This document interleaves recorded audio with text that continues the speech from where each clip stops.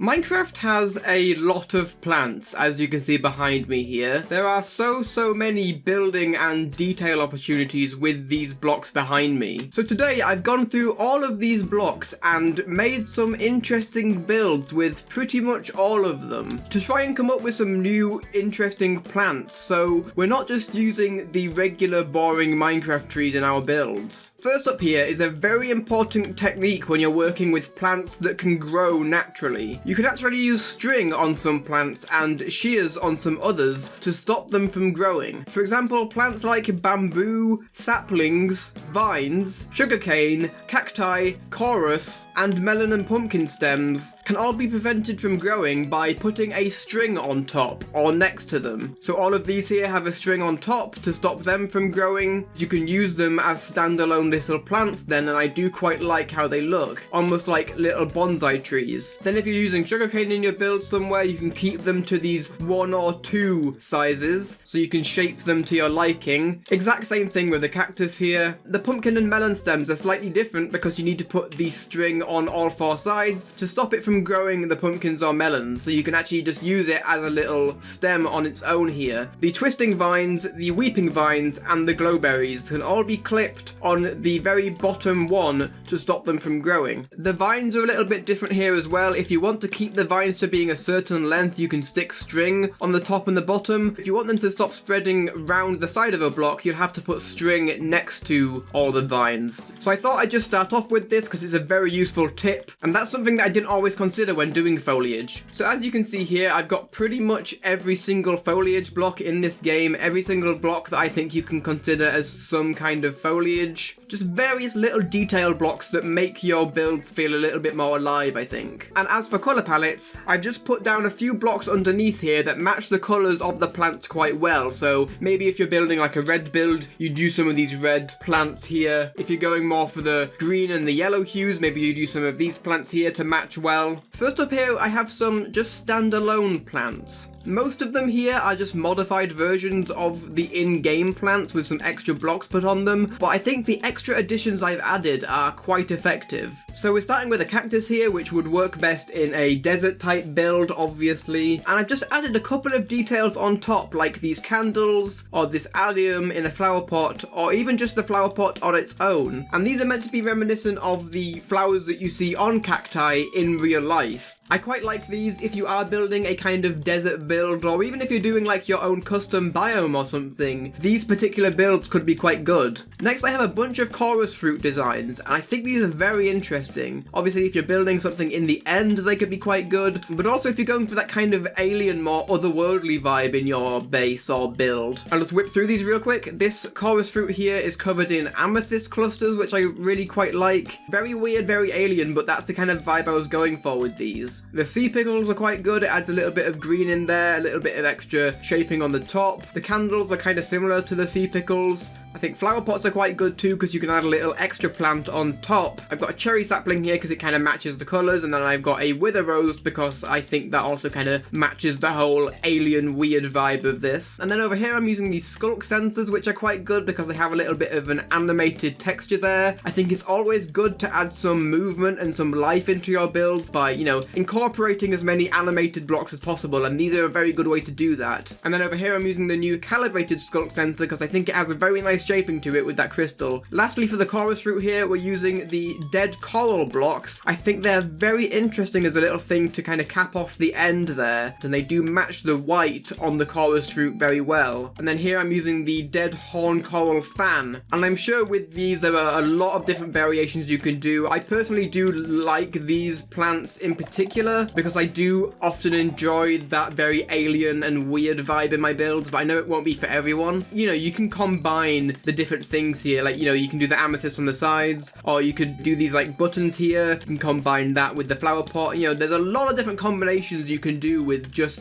this one plant. A kind of similar one here, we're using the mangrove roots to create a sort of dead tree. So the idea here is that it's like a decayed dead tree that over time has just become so frail that it's just kind of turned to this very dead and crispy form you see here. If you want to, you can definitely combine this with the spruce wood itself, maybe near the bottom, and I've course, you can keep going with this, expanding out and doing more branches and stuff to make it look like more of a tree. Playing around with a bit of the shaping here, I do quite like how effective that does become. If you are going for that vibe where you have these dying plants, that is very good. Again, might be quite good for a desert like these cacti here. Now I've got a whole bunch of plants based around the warped wood in particular. These twisting vines are a very versatile block. They're quite good for a stem on a wide variety of different plants. I'll just whiz through some of these here. They're all kind of variations on this same basic design. So as you just saw there, we're using the sea lantern here. We've got another sea lantern here covered in lichen, which matches quite well with the dead coral. Over here we've got some stripped warped wood underneath there, then using some banners to almost look like leaves, and then on the top we're using some candles to look like a little flower. Here we've got one that kind of splits off into two flowers, which are created using the green frog lights here. I think the cobweb is actually quite effective as like a little flower. It does have that kind of flower-like shaping. I've used a shulker box over here that kind of works. I mean, it's not the best, is it? But I thought I'd include it anyway because it's kind of funny. We've got a few with the skulk here, which, as I said earlier, animation is quite good. The regular skulk has a very subtle animation to it, and then the sensors themselves obviously have that animation in them. And this one is simply the skulk block covered in the skulk veins. Then I've used some shroom lights over here, which I think look quite a bit like berries or some kind of fruit on the end of the plant there. This one here is covered in lichen, which I like. That can add a little bit of extra texture to it. Finally here, again, we're using that coral, which adds a little bit more foliage, a little bit of organic shaping. You can use them on the sides of blocks as well if you wanted that extra little bit of shaping on the side. Quite an interesting little flower shape there. And you can also use these to create little hanging lights as well. Simply by placing them on top of a floating block there, it makes it look like it's connected to the ceiling and it's like a little hanging light from there. While we're here, we've got a couple that don't use the twisting vines, but I thought the cobweb on this looked quite good. Of course, all of these again have that very alien style. It won't be for everyone, but I do like this style personally, so I thought I'd include all of these here. And we'll be getting onto some more normal type builds right now. Here we have a couple of melon and pumpkin designs. Of course, when you're building, you could just use the melon and the pumpkin on their own,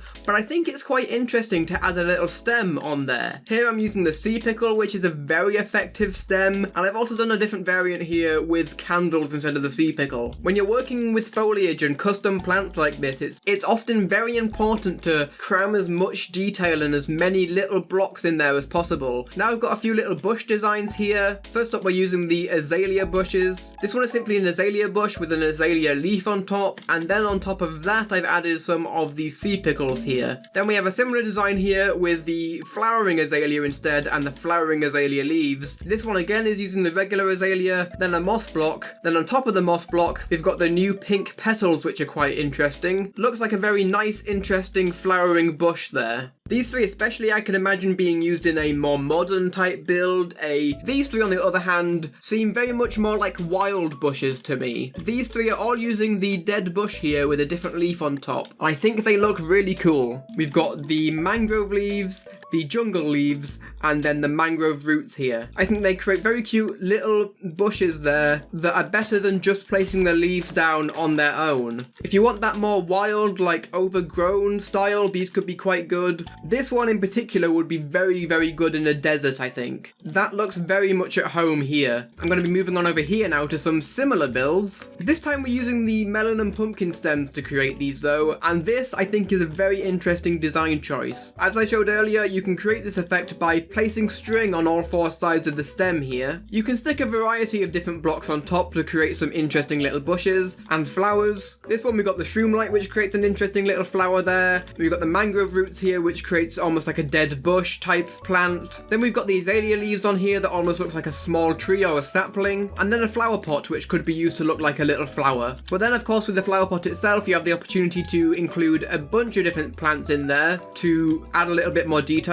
Just a few examples here. I do like how the mushroom looks quite a bit. Very interesting technique I think, and it's something that I haven't seen anyone do before. Next up I got a few fields of flowers and flower boxes. They'd be quite good to fill out a little base area I think. Just a little tiny detail that doesn't take too much effort to make, but I think it improves just the feel of a build or a base. This is a very simple design. I'm sure there are more complicated ones. It's just coarse dirt with some trapdoors on the sides. A similar design here, but instead we're using farmland and dark oak trapdoors, and we've got wheat in there, which I think can look like a very interesting little bundle of flowers. Then here I have a few little other flower box designs, more of flat ones, and this is also just to show how you can use some of the more uncommon foliage blocks as flowers. Here we've got the fire coral and the crimson roots. They combine very well. They have similar shapes to them, similar textures and similar colours, and they complement each other very, very well. One problem I personally have with Minecraft's regular flowers is they are so small, they don't take up the full space of the block. I think it would be a cool feature if you could keep clicking on this to add more flowers into the same block,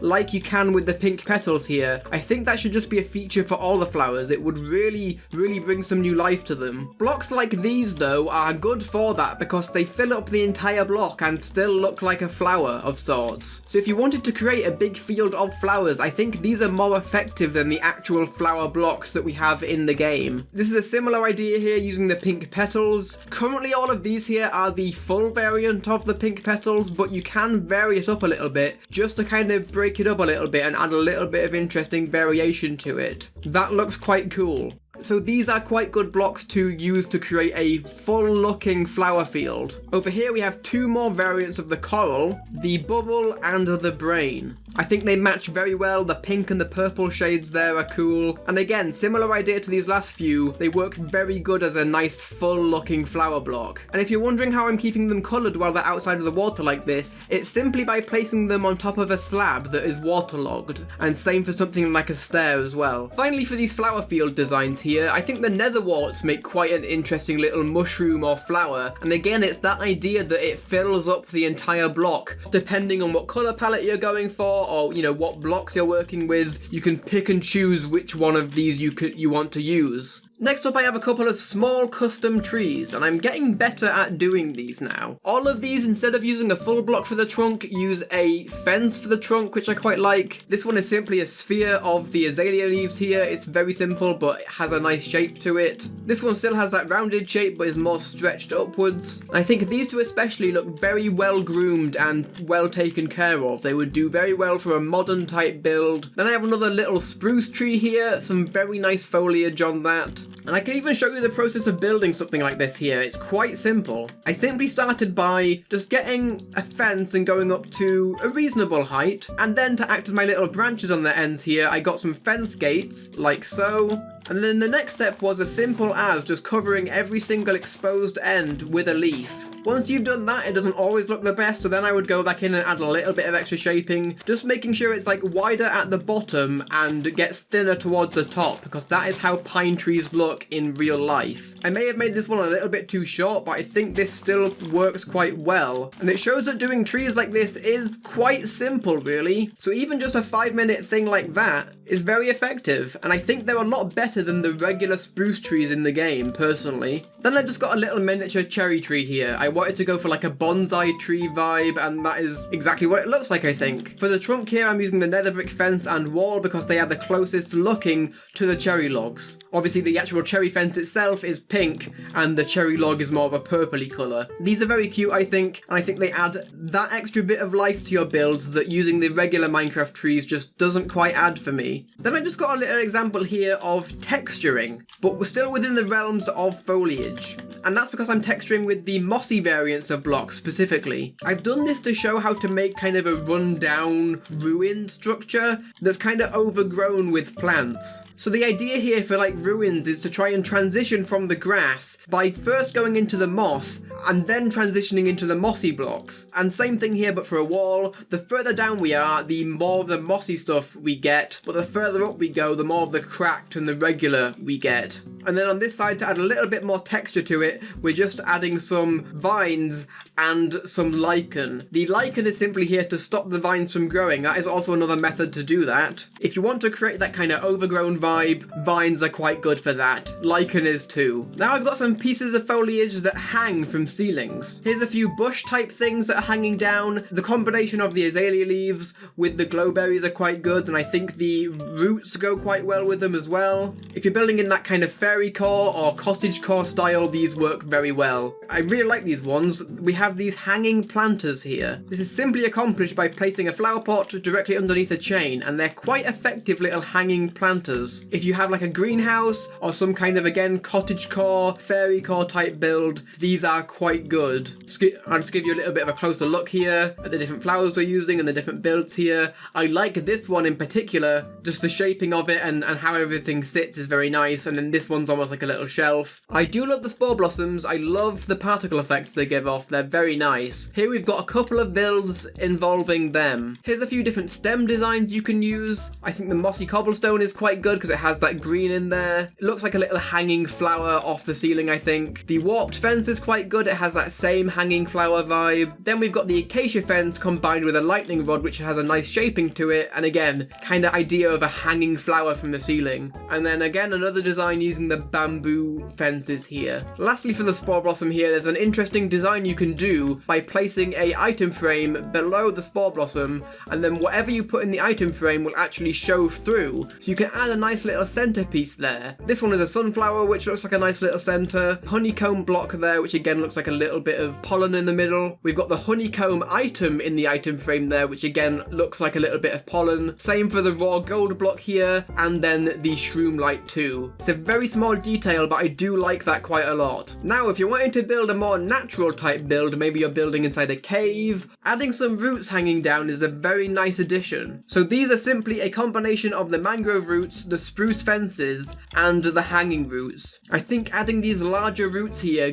does contribute to that very lush vibe. I didn't know until recently that you could place the hanging roots on the mangrove roots. It's a very nice combination because it adds a little ending to them. Very nice. Last but not least, here we have a little bit of water vegetation. I've shown these ones before, but I do like them. They're little cattail plants that you might see in a lake or a pond. I've got some of the warped fences with spruce fence and a brown candle, but you can also use stained glass if you want. I've got the lime stained glass pane, the brown stained glass pane, and the brown candle. Same thing here, but just without the brown stained glass pane. And then I've got a totally different variant here, which uses the warped fence and then a sea pickle to act as a little top. Next up here I have some designs using sugarcane, which again kind of look like these cattail plants. These ones I guess could look like little leaves or something on the top. I'm not entirely sure what these are meant to be, but they look cool, I guess. This one is definitely meant to look like a cattail plant. I don't think it works as well as these ones over here, but it is an option if you want to use it. And then we have one with more of a little flower on top in the form of a shroom light here. These aren't my favourite designs, but they are something you can do with the sugarcane here.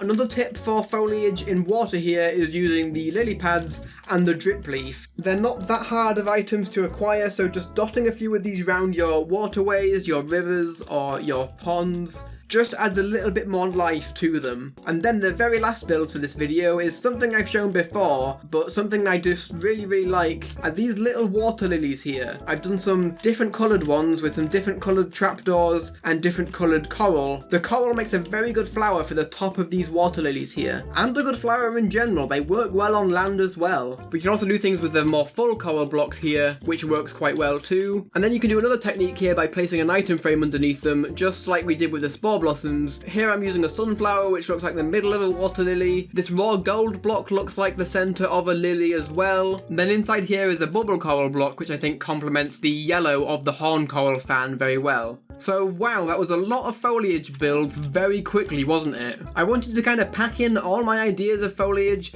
I mean, there's definitely more you can do with this, but I just kind of wanted to give you a starting point, as I said, and just some inspiration on what you can do with a variety of different foliage things. And I just wanted to kind of get across how important foliage is. I hope you've enjoyed this video and been inspired in some way, found some new cool builds to use in your own worlds. If you want to help support me while I'm still small and make this whole operation a little bit more sustainable, I have a Patreon for subscriptions and a Ko-Fi for more one-off donations. But anyway, that's all I wanted to say. I hope you've enjoyed the builds, and I will see you in whatever the next video is.